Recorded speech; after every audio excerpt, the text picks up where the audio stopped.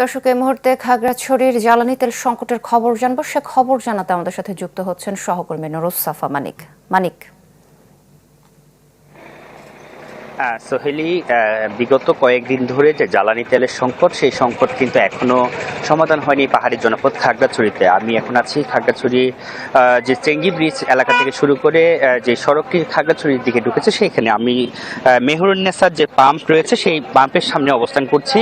এখানে কিন্তু রাস্তার এক পাশে যে পাম্পের এক পাশ, সেখানে বিভিন্ন পণ্য, যাত্রী এবং মোটর সাইকেলের প্রায় দীর্ঘ সারি 1 কিলোমিটারের মতো লাইন তৈরি হয়েছে।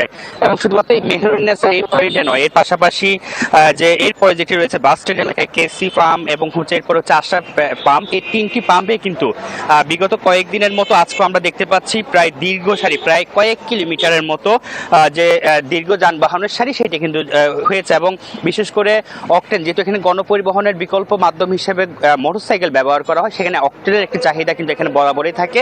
অকটেনের জন্য কিন্তু এখানে দীর্ঘ সারি হয়েছে। এবং এর পাশাপাশি আজকে আমরা দেখেছি এখানে বিভিন্ন পণ্যবাহী গাড়ি এখানে কিন্তু বোঝাই পণ্য নিয়ে তারা কিন্তু অবস্থান করছে, কারণ তারা জেলার বাইরে বিভিন্ন পণ্য নিয়ে যাবে।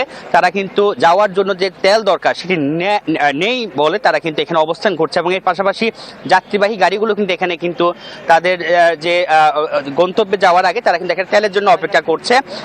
তবে আমরা স্থানীয় প্রশাসনের সাথে কথা বলেছি, তারা বলছেন যে তেল নিয়ে যাতে কোনো ধরনের সংকট তৈরি করা না যায়, সেখানে কিন্তু তারা যে অভিযান, সেই অভিযান অব্যাহত রেখেছে এবং নজরদারি অব্যাহত রেখেছে। পর্যাপ্ত পরিমাণ তেল দিতে না পারলেও যাতে এই সংকটে যাতে কোনোভাবে কোনো গাড়ি পরিবহন যাতে বন্ধ না হয়, সে কারণে তারা নিয়মিত যে কার্যক্রম সেটি চালু রাখবে বলে আমাদেরকে জানিয়েছে স্থানীয় প্রশাসন।